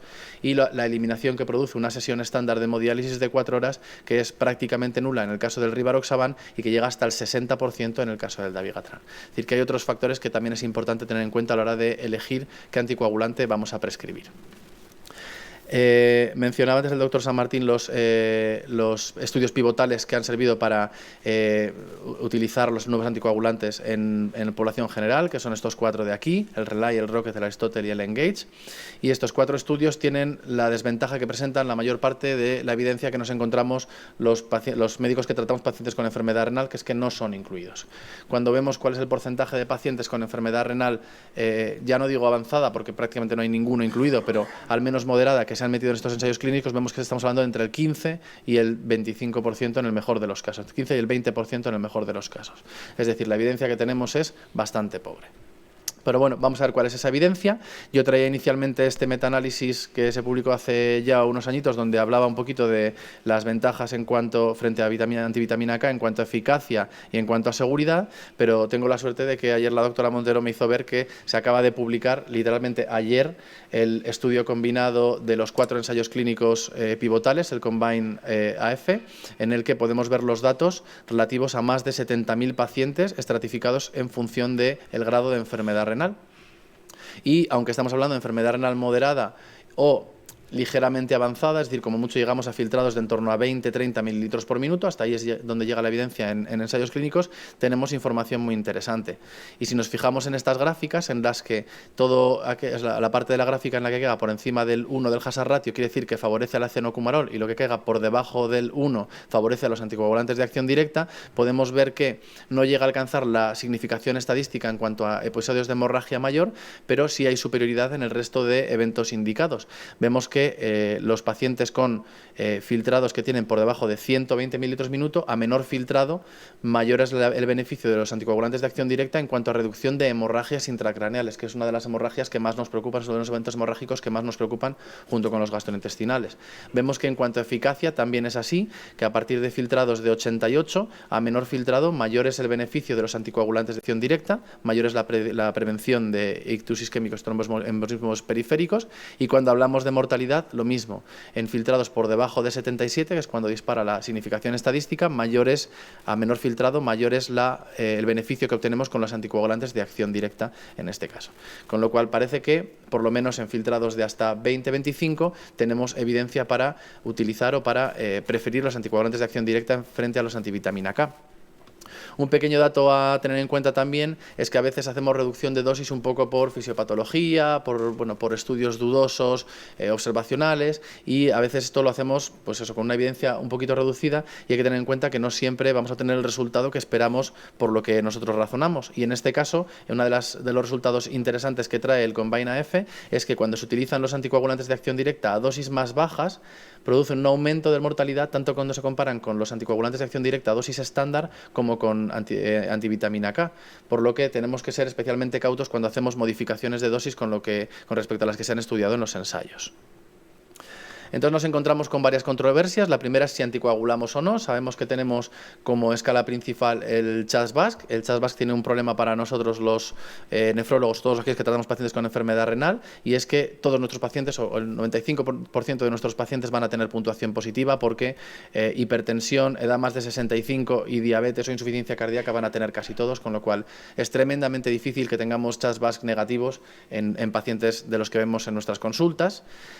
Comentaba la doctora la utilización de la escala Hasbled, nos pasa lo mismo. Casi todos nuestros pacientes van a tener una escala Hasbled con puntuación de 3 o más, porque hipertensión, 98% de prevalencia en pacientes con enfermedad renal ya da un punto, y edad más de 65 pues es lo que habitualmente vemos, con lo cual nos encontramos que no nos aportan mucho. Recientemente se ha propuesto esta nueva escala que incluye la enfermedad renal, con lo cual más peso a sí anticoagular en todos los pacientes, sabiendo el riesgo que tenemos. Total, que nos encontramos con que los pacientes con enfermedad renal, a mayor severidad de su enfermedad, más prevalencia de fibrilación auricular, con más riesgo de complicaciones embólicas asociadas al FA, pero también más riesgo de sangrado, y menos evidencia sobre si la anticoagulación está indicada o no, y menos evidencia también sobre la ventaja o el beneficio de los anticoagulantes directos en comparación con los antivitamina K. Bueno, ¿qué podemos ver por ahí? Pues algún metaanálisis que nos deja un poquito igual, en el sentido de que en enfermedad renal moderada sí tiene sentido por eficacia anticoagular a los pacientes. Aquí hablamos solamente de anticoagular sí o no, ¿vale? También en mortalidad, pero cuando vamos a pacientes con enfermedad renal estadio 5 en diálisis no queda tan claro el beneficio y sí queda mucho más claro el riesgo de hemorragia. Entonces, beneficio en prevención de ictus incierto en enfermedad renal avanzada, riesgo aumentado cuando hay sangrado, y además el beneficio de los anticoagulantes directos más dudoso, por lo tanto la evidencia cada vez menor. Las supuestas ventajas que aportan los anticoagulantes de acción directa, que serían la falta de monitorización, menos interacciones, más rápido inicio de acción, etcétera, se asocian también a una serie de inconvenientes que también están más marcados en la enfermedad renal, que tenemos que ajustarlos a la función renal con más riesgo de infradosificar, que no podemos monitorizarlos, que hay mucha menos evidencia y que además no podemos pensar que todos valen para todo. O sea, no son todos iguales, ¿vale? En este sentido, recordar simplemente cuál es la tabla de indicación de dosis en función de las fichas técnicas actuales, donde lo que podemos utilizar en enfermedad renal avanzada únicamente es el apixaban o el rivaroxaban con dosis más reducidas. y que, de nuevo, que no solamente las características de los fármacos son las que nos van a hablar de su eficacia, ¿vale? Y en este caso quería traer este estudio en el que utilizan el PESCOR, en el que comparan el riesgo de ictus, la prevención de ictus, frente al riesgo de hemorragia, de tal manera que los fármacos que están más a la derecha y más arriba son los que más beneficio aportan con menos riesgo de hemorragia, que serían apixaban y edoxaban, en comparación, en este caso, con la warfarina, que sería el que más aumenta el riesgo de hemorragia con menor beneficio clínico en nuestros pacientes. En diálisis tenemos muy poquito, se han publicado muy recientemente 2 ensayos clínicos de los que estábamos esperando desde hace 5 o 6 años. El RENAL-AF se publicó en noviembre del año pasado y no aporta nada porque se tuvo que interrumpir precozmente porque no conseguían reclutar pacientes. Y el AXADIA-AFNET, que es un estudio de 100 y pico pacientes en el que comparan apixaban con una antivitamina K, en el que no ven diferencias ni en hemorragias ni en eficacia. Si nos vamos a las guías, tampoco nos van a aportar mucho más. Las guías son tremendamente inespecíficas como corresponde al grado de evidencia que tenemos, y vamos a ver que nos van a hablar de que no hay evidencia. Las guías de cardiología son un poquito más proclives a recomendar la anticoagulación. Dicen que en pacientes que cumplan el CHAS-BASC, que en nuestro caso, como veíamos, van a ser casi todos, podría ser razonable. No dice que anticoagulemos, sino que podría ser razonable. En cambio, los canadienses son un poquito más tajantes, al contrario. Dicen que los pacientes no deberían anticoagularse de forma rutinaria. Al final hablamos siempre de que hay que individualizar en cada paciente y de que, como dicen las últimas guías europeas, necesitamos más estudios y más evidencia. Como recomendación general, al final lo que obtenemos es que pacientes con filtrados entre 30 y 50 tendremos que manejarlos igual que en población general, con preferencia con los anticoagulantes de acción directa a las dosis que tengamos que ajustar. Filtrados entre 15 y 30 parece razonable utilizar en concreto apixaban y edoxaban porque son los que más evidencia tienen, con dosis reducidas pero con mucha precaución individualizando, y con aclaramientos menos de 15 y pacientes en diálisis pues no podemos recomendar nada, y aquí cada paciente hay que ir case by case. ¿Qué es lo que se hace en vida real? Pues esto es muy interesante. Al final cada uno hace un poquito lo que ve y lo que puede. Esta es una encuesta que hizo la Sociedad Canadiense de Nefrología proponiendo varios casos clínicos para ver lo que se hacía. En el primer caso era un paciente con enfermedad renal sin diálisis, que tenía un CHAS-BASC de 3, que no sangraba, que no tenía riesgo de caída, y había bastante consenso en que había que anticoagular. Cuando este paciente era el mismo pero estaba en hemodiálisis, ya surgían muchas más dudas. Solo el 50% de los que respondieron a la encuesta anticoagulaban y el 35% estaban indecisos. ¿Qué pasa cuando aumentábamos el CHAS-BASC a 8 y el paciente estaba en diálisis pero además había tenido un sangrado digestivo? Pues evidentemente aún más incertidumbre. Y si añadimos un paciente que está en diálisis, que tiene sangrado digestivo y que además tiene riesgo de caídas, solamente anticoagularían un 23%, no anticoagularían un 28%, pero es que la mitad de los nefrólogos no sabían qué había que hacer con ese paciente. Y aquí introduce un dato muy importante al que voy a dedicar solo una diapositiva, pero yo creo que es casi lo más importante, que es el riesgo de caídas. Nuestros pacientes se caen mucho, son pacientes muy frágiles, son pacientes muy comórbidos, y en este registro, que incluye más de 80.000 pacientes con enfermedad renal crónica avanzada antes y después de iniciar diálisis, tenían una tasa de 85 caídas por cada 1.000 pacientes al año, es decir, 8 caídas por cada 100 pacientes año, ¿vale? Caídas graves, caídas con consecuencias severas. Más datos sobre qué hacemos en práctica clínica. Quería traer un estudio nacional. Este es un estudio que hicimos desde el Grupo Joven de la Sociedad Española de Nefrología, que se publicó el año pasado, en el que recogimos datos de pacientes con enfermedad renal crónica moderada avanzada, no en diálisis, durante 2 años, pacientes que tuvieran fibrilación auricular no valvular y enfermedad renal. Se recogieron 4.800 pacientes, de los cuales el 578 tenían fibrilación auricular, con una prevalencia en este caso del 12%, no salía. Vemos que los filtrados eran básicamente 50% con estadio 3 y 50% con estadio 4. Un dato muy interesante es que la prescripción de la anticoagulación la hacía fundamentalmente el cardiólogo en un 60% de los casos, pese al grado de enfermedad renal, y que los nefrólogos aquí teníamos un papel muy pequeño en la decisión.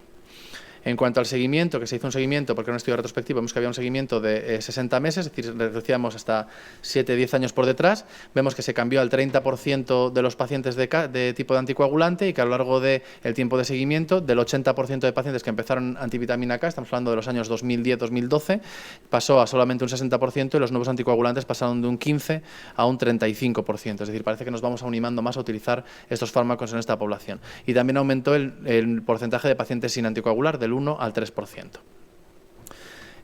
No me quiero entretener mucho en esta parte porque era un estudio observacional, pero se vio que, al menos en este estudio, sí que había una reducción de los eventos isquémicos cuando comparábamos los anticoagulantes directos con los anticumarínicos.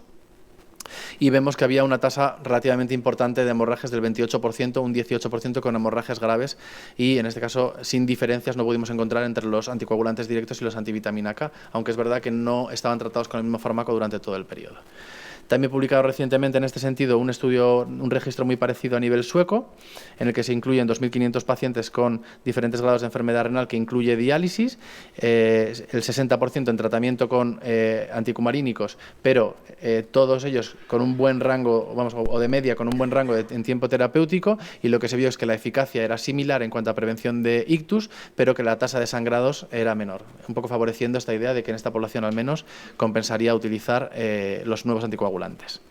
Para ir terminando, ¿qué tenemos en el futuro? Varios ensayos clínicos que deberían llegar a buen puerto, esperamos, varios de ellos en hemodiálisis, algunos a punto de terminar, tamaños muestrales más variables, algunos comparando antivitamina K con apixaban, otros antivitamina K con no anticoagular en pacientes en diálisis, que es una cosa que aún no tenemos nada clara, y uno bastante grande en el que es un multinacional de los países nórdicos, en el que van a comprobar apixaban a las dosis que utilizamos habitualmente en diálisis con no anticoagular, pero bueno, tenemos que esperar hasta 2025-26 para tener datos sobre esto. Más allá de lo que es la anticoagulación en sí, otras cosas que podemos utilizar son la ablación. El problema es que la ablación en pacientes renales tiene un mayor riesgo de recurrencia. Vemos que en los pacientes que tienen un filtrado por debajo de 60, el riesgo de recurrencia posablación es muchísimo mayor y que por cada 10 mililitros minuto de descenso del filtrado glomerular el riesgo de recurrencia aumenta en un 34%, con lo cual tampoco parece que la solución sea hacer ablación a todos los pacientes con enfermedad renal para disminuir su tasa de anticoagulaciones.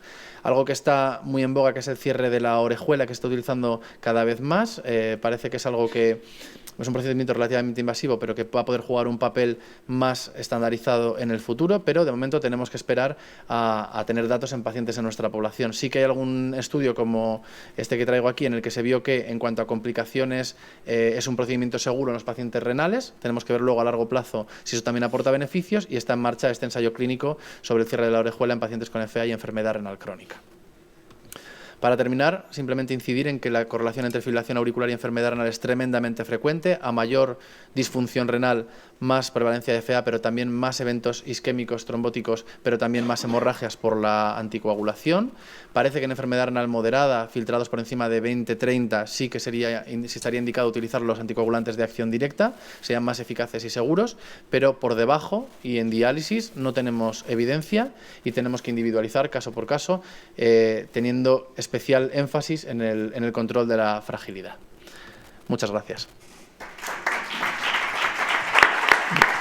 Muchas gracias, David. La verdad es que me ha gustado mucho tu charla, de verdad. Y dentro de la complejidad de la misma, estos mensajes últimos que nos has dado, con los cuales estoy de acuerdo, has sintetizado bien el problema. Bueno, tenemos muy poquito tiempo realmente para la discusión, pero bueno, se abre el turno de preguntas.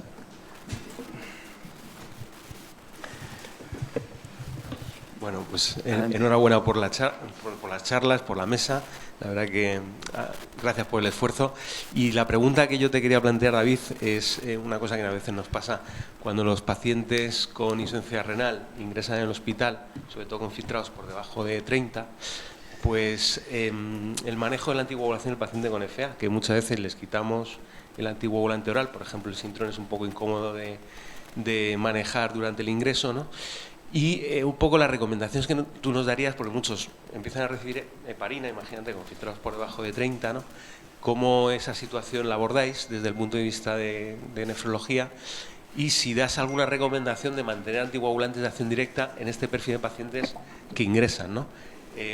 O sea, serían esos dos matices. Si pasarías a todos a heparina y cómo lo harías, qué tipo de heparina o qué recomendación harías, y si mantienes anticoagulación directa en algún paciente de este perfil que ingresa. Vale. Yo no sé lo que hay que hacer, yo voy a contar lo que yo hago en los pacientes que ingresan en mi planta. Y fundamentalmente es volver a la individualización. Y en el caso de los pacientes que ingresan es muy importante tener en cuenta dos cosas. Una es el motivo de ingreso, porque pues, qué grado de inestabilización les supone, si esa inestabilización pues, hemodinámica en cuanto a cambios de tratamientos del resto de fármacos y demás, o a veces son ingresos pues, un poquito más sencillos, entre comillas, pues que simplemente es una neumonía que estamos tratando con antibiótico poco más, demás, ¿no? Entonces, en pacientes relativamente sencillos, que son los menos de los que se ingresan de nuestros pacientes, ocasionalmente, muy puntualmente, sí que mantenemos el sintrón durante el ingreso, monitorizando, eso sí, diario por lo que pueda pasar. En el resto, que suelen ser la mayoría, sí que lo que hacemos es pasar heparina temporalmente, porque es que no vamos a poder garantizar mantenernos en rango terapéutico durante ese tiempo. Y con los anticoagulantes de acción directa, al principio hacemos lo mismo, que es un paciente que esté estable, que ingrese por una causa que no afecte, que no sea nada ni hemorrágico, ni cardiológico, ni que le altere mucho el manejo, ni que la función renal esté en su basal o más o menos en su basal, pues si parece que no va a ser un ingreso muy largo, intentamos mantener el anticoagulante de acción directa durante el ingreso, pero en cuanto es un ingreso un poquito más complicado, tenemos más factores de que pueda haber complicaciones, que pueda haber riesgo, sí que ahí pasamos a heparina también a esos pacientes.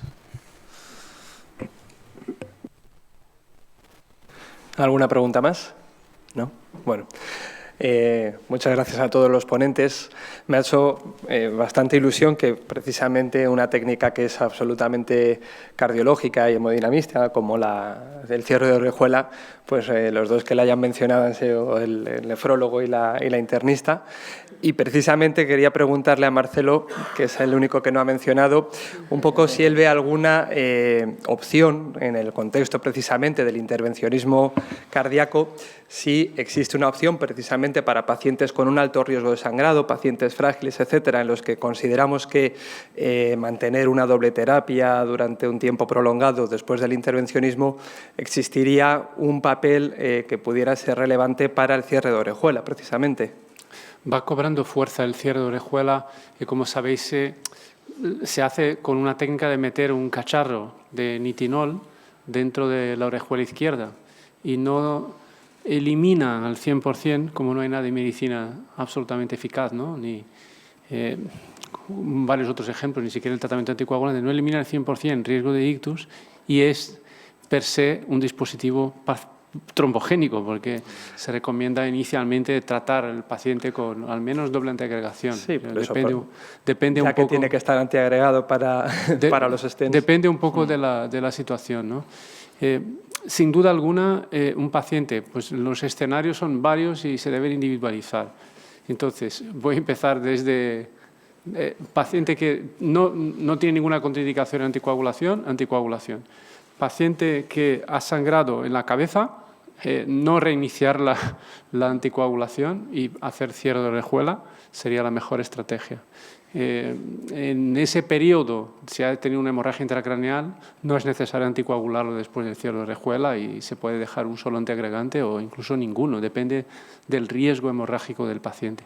Paciente que ha tenido más de una hemorragia digestiva, que ha sido como resistente a hacer un cambio, como dices, rotar el anticoagulante de acción directa, que nosotros también utilizamos mucho apixaban en este contexto, cierre de orejuela. Me gustaría tener algún dispositivo que cerrara la orejuela desde fuera. Lo tuvimos, el Lariat, ¿no? Lo que pasa es que no fue bien y ahora lo tienen los cirujanos, el AtriClip, que lo pone durante la cirugía. Es como poner estas pinzas que venden en Ikea para cerrar las bolsas que metes en la nevera, pero por fuera de la orejuela, porque así no queda nada dentro del corazón, ¿no? Yo creo que es mucho más atractivo, pero ahora mismo, sin hacer toracotomía, solo tenemos ese dispositivo y hay que recordar que lo tenemos. El último escenario, el de paciente con hemodiálisis, en que quizá no debamos anticoagular, a la mayoría no deben anticoagular. Hay centros que hacen cierre de orejuela preventivo. En estos pacientes van a tener la duda de no anticoagular o no. Nosotros no indicamos un cierre de orejuela. Yo no soy muy favorable porque ya he tenido algún paciente que ha tenido complicaciones, aunque era el inicio de la curva de aprendizaje. Dentro de los procedimientos, para que sepáis, de intervencionismo estructural, después del foramen oval, del cierre del foramen oval, ese es el más sencillo. O sea, no es complejo de hacer. El cierre de orejuela es bastante fácil, casi se puede hacer y mandar al paciente a casa el mismo día, solo tienes que pinchar una vena. Dejamos una noche de ingreso, pero no es muy complejo, ¿eh? No es como una TAVI, no es como un MitraClip. En el auditorio, ¿alguna pregunta más? David, ¿por qué no nos das tu visión sobre el cierre de la orejuela desde el punto de vista de los nefrólogos? Aquí en los pacientes con filtrados por debajo de 20 y en diálisis, esos pacientes que individualizamos y decimos, este no podemos anticoagularle.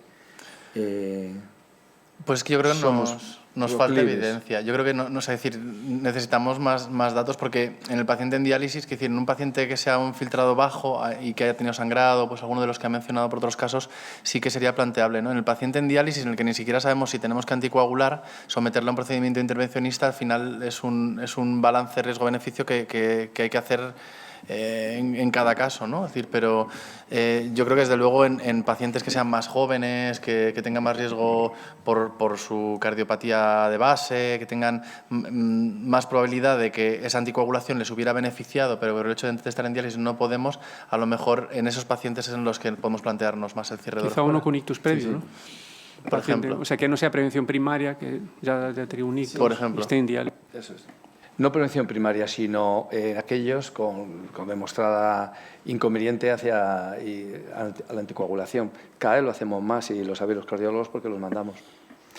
Yo en ese aspecto, si me dejas un momento, quería decir que también tenemos que medir mucho. O sea, yo cada vez soy más pro cierre de la orejuela. Nuestros pacientes mayores que sangran, que vienen con 8 de hemoglobina, que hay que ponerles hierro, que se meten en insuficiencia cardíaca, que además les tienes que sacar de la congestión y verles dentro de otra semana, si no ingresan, que normalmente en algún momento de estos es sábado y llega la urgencia y acto seguido le dan a la tecla de ingresar. Para este grupo de pacientes, esto es una apisonadora, quiero decir, recuperarse de todas estas cosas cada vez les cuesta más y entonces entran en un círculo de transfusiones, de hierro. Entonces, o quitamos la anticoagulación o si es una persona que pensamos que puede tener todavía su recorrido, su calidad de vida, yo creo que nos lo tenemos que plantear porque yo en los últimos meses he mandado a 2, se lo han cerrado y gracias a Dios están fenomenal, pero quitarle toda esa comorbilidad y esa parte de la balanza que les implica venir, transfundirse, hierro, analítica, no sé qué, fallo, insuficiencia cardíaca, hipertónico, eso tiene también pues evidentemente les repercute muchísimo. Es que hablamos mucho de las hemorragias mayores, porque evidentemente son las que nos preocupan, son los que matan, pero luego hay mucho paciente que está con unas hemorragias menores, que pues, no le matan, pero que le tienen anémico, es decir, que tiene una comorbilidad tremenda más allá del paciente que ingresa y hace una hemorragia cerebral y al final supone eso, mucha carga de tratamiento, mucha carga de comorbilidad para el paciente, carga asistencial también y costes al final. O sea que yo creo que eso hay que tenerlo también en cuenta. En ese sentido, hay una pregunta de doctor Alcázar. Adelante. Pues en este sentido, simplemente con respecto a esto que hablábamos de las hemorragias digestivas como causa muy frecuente, quería preguntarle un poco a Esther y también al resto de la audiencia de que la experiencia que tenéis en tratamiento con radiación del tubo digestivo, un poco para evitar justamente estas idas y venidas de pacientes con hierro, transfusión. Pues, a ver, nosotros cuando tenemos angiodisplasias evidenciadas, los endoscopistas a veces hacen algún tratamiento, que si argón, no sé qué. El tema de luego la somatostatina, el octreótido y todas estas cosas, nosotros tenemos cierta dificultad porque solo lo pueden prescribir ellos. Quiero decir, nosotros no lo podemos, para unas angiodisplasias, nosotros internistas no tenemos la capacidad. Entonces te metes en toda esta administración absurda que le tienes que mandar al digestivo, no sé qué. Solo hay una persona de digestivo que es la que tiene capacidad de prescribir estos tratamientos cuando hay unas angiodisplasias tal. Entonces, entre pitos y flautas han pasado 2 meses y el enfermo sigue. Entonces, en mi centro, ciertas dificultades, pero vamos, a nivel gestión, no es otra cosa. Es verdad que luego tampoco lo toleran la talidomida, no lo toleran muy allá, mucha cosa neurológica, los efectos secundarios tampoco son los más, y lo que yo en el 70% de los casos, los estudios digestivos no muestran nada, les vuelves a anticoagular, se vuelven a anemizar, se lo quitas, cuando le metes el tubo otra vez no ves nada, y entonces estás en ese mundo que creo que nos movemos todos pues casi a diario, ¿no? Sí, efectivamente.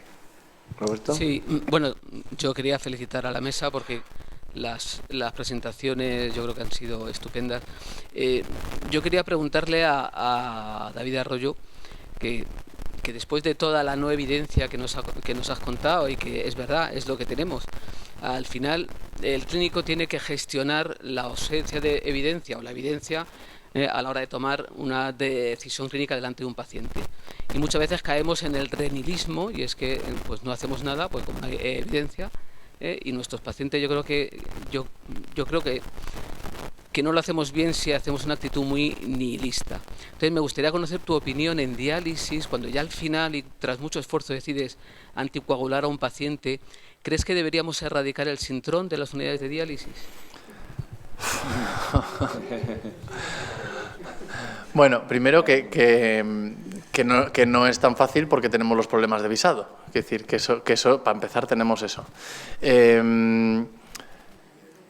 Casi sí. Casi sí, es decir, me falta un estudio más que saquen para terminar de convencerme, pero yo creo que si se va a anticoagular con ahora mismo lo que parece es que el apixaban sería el anticoagulante de elección en los pacientes en hemodiálisis. Lo que me genera a mí más dudas justamente no es con qué anticoagular, sino si anticoagular o no. Y de hecho es donde yo tengo recuerdo de pacientes, o sea, recuerdos traumáticos de pacientes que donde precisamente por ese nihilismo, por esa inercia, por ese no me decido a, pues ha habido consecuencias pues malas, ¿no? Que porque uno nunca sabe, dices que le quito la anticoagulación porque le veo frágil y luego se icta. No se la quito porque igual se icta y se cae y se hace una hemorragia cerebral. Es decir, luego tampoco podemos llevar a la individualización de cada caso porque la evidencia no se transfiere al paciente de forma uno a uno, ¿no? Pero sí que es verdad que al final, de algún modo, con la no evidencia que tenemos que hacer como nuestro algoritmo mental y a partir de ahí tomar decisiones. Y yo creo que en cuanto nos permitan, en cuanto las patentes se acaben o los de arriba nos dejen, yo creo que cada vez tendríamos que utilizar más los anticoagulantes directos, o por lo menos los que más beneficio tienen los pacientes en diálisis. Sí, efectivamente es así. El último ensayo que nos has comentado, el del 23, el Axadia, con apixaban 2,5, ¿no? No demuestra ni ventaja ni desventajas. Es que dice, ni en eventos hemorrágicos ni en prevención de trombosis. O sea, no se sabe exactamente con qué. Pero bueno, has nombrado 4 ensayos, ¿verdad?, que están y que los estamos esperando. Y que el problema está más también en qué anticoagular o no. En ese sentido, Esther, me ha alegrado mucho, y tú también lo has dicho, y tú, Roberto, en este momento, la evaluación de la fragilidad y el riesgo de caída, que no estará en las guías, pero que en la práctica lo tenemos muy en cuenta a la hora de indicar ese pasito, de indicar la anticoagulación o no en nuestros pacientes, sobre todo con filtrado por debajo de 20 y diálisis. Bueno, yo en pacientes sin enfermedad renal crónica, yo creo que esto lo conocéis todos, hay un modelo matemático en el que se dijo que se tenía que caer un enfermo 295 veces en un año para que no fuera rentable anticoagularle. Entonces, bueno, no deja de ser un modelo matemático y es verdad que es difícil. ¿Qué caída, quiero decir? Se resbala de la cama y ¿no? Porque luego nosotros en nuestro hospital somos 25 adjuntos y según entran y te toca con uno, te lo va a quitar seguro, y otros somos un poco más. Entonces también depende un poco de cada uno. Yo creo que hay que medir muy bien la fragilidad del enfermo, las comorbilidades que tiene, los tratamientos que tiene además, a ver si se puede mejorar, porque las caídas no dejan de ser un factor de riesgo potencialmente modificable. Con lo cual, quizás, además de medirlo y de saber si el paciente se cae o no, deberíamos prevenirlo e intentar hacer una serie de cosas que no son farmacológicas y que intentan evitar que ese paciente se caiga o darle a la familia ese soporte o esa capacidad para que no le pase. Pero yo soy de las que pienso que se tiene que estar cayendo casi todos los días para yo plantearme en mi práctica diaria quitarle la anticoagulación. Los renales creo que es otro mundo, ¿eh? Caen mucho los renales, se caen mucho. Los más. Muchísimas preguntas, si no, Nuria, si quieres.